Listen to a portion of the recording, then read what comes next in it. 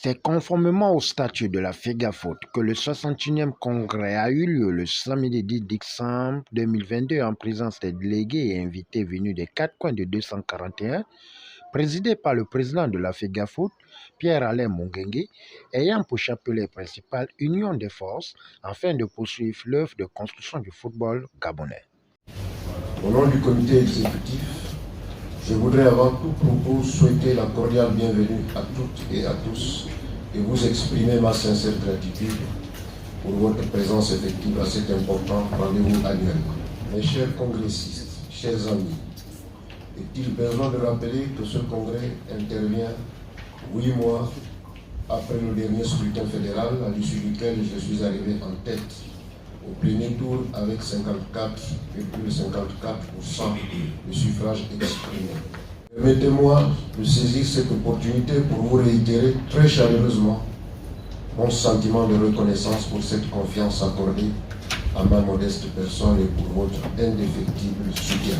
Je dois donc, jusque par le passé, honorer de la façon la plus exemplaire cette confiance renouvelée.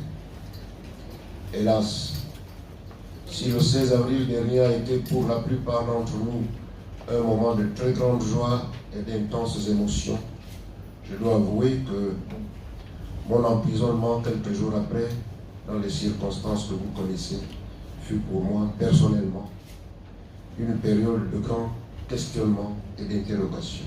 C'est une situation regrettable car plus que jamais, le football national a besoin d'un climat totalement apaisé et porteur d'optimisme pour pouvoir mobiliser toutes les énergies susceptibles de renforcer tout son potentiel. Si est-ce l'occasion de vous exprimer ici toute ma reconnaissance pour votre amitié, votre constante disponibilité et vos messages d'encouragement et d'affection. Ils m'ont été d'un soutien sans prix durant cette épreuve. Dans le cadre de cette rencontre, il nous appartient de regarder non pas vers le passé, mais notre regard vers l'avenir, vers les grands chantiers et vers la poursuite de réformes de fond qui devront transformer notre environnement. C'est devant la presse nationale et internationale que le patron du football gabonais a saisi l'opportunité de cette grande rencontre pour saluer et exprimer sa gratitude envers ceux qui l'ont fait confiance lors de la dernière assemblée générale élective d'avril à Lambaréné et durant ces 6 mois de son milieu carcéral hors de son bureau de la FEGAFOOT suite au scandale de la pédophilie qui avait secoué la toile. Mes chers congressistes, mes chers amis, en dépit des difficultés rappelées plus haut, le comité exécutif a accompli avec efficacité les tâches et responsabilités qui lui sont dévolues. Au plan footballistique, l'année sportive qui s'achève a été marquée essentiellement, vous le savez, par la participation de notre pays à la phase finale de la 33e édition de la Coupe d'Afrique des Nations Total Énergie Cameroun 2021. Les prestations remarquables de notre équipe nationale à chaque match de ce tournoi ont été unanimement saluées, faisant de celui-ci l'un des meilleurs de leur histoire récente, malgré quelques absences dues à la Covid. C'est la tête haute que nos Panthères ont quitté la CAN 2021 après une longue séance de tir au but en 8e de finale face aux étalons du Burkina Faso. J'estime que nous devons être fiers et confiants en l'avenir. C'est tout le sens du rajeunissement de nos effectifs engagés par le sélectionneur national depuis quelque temps. Cet axe stratégique produit déjà des résultats appréciables, probants, et je l'en félicite. J'en profite pour renouveler mes sincères et chaleureuses félicitations à nos joueurs et aux membres du staff technique des Panthères U23 suite à leur brillante qualification pour le dernier tour des éliminatoires de la Total Énergie CAN de moins de 23 ans qui se jouera au Maroc en 2023.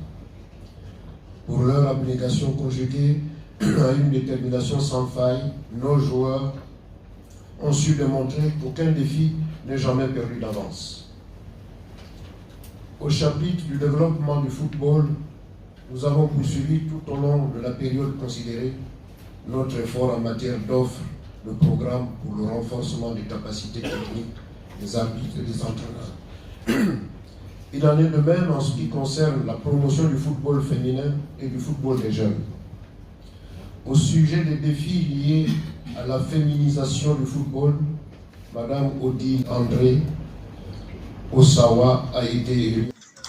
Nous sommes arrivés au terme donc, de nos travaux ce matin et je ne voudrais pas être trop long, si ce n'est demander aux uns et aux autres de mettre en application les résolutions, les décisions prises lors de nos assises et de pouvoir également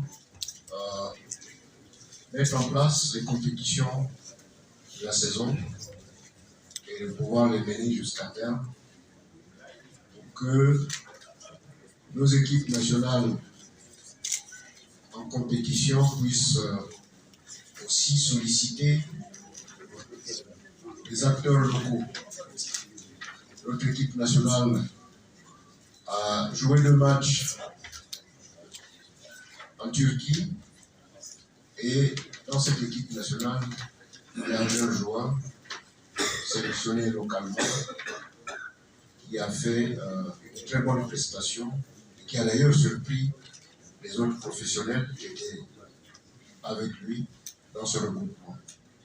Je souhaite donc à tout le monde, à ceux de l'intérieur, de regagner donc leur province et leur famille dans de bonnes conditions et de mener naturellement les activités prévues dans leur ligue provinciale à bien pour le bonheur du football de notre pays. Je vous remercie.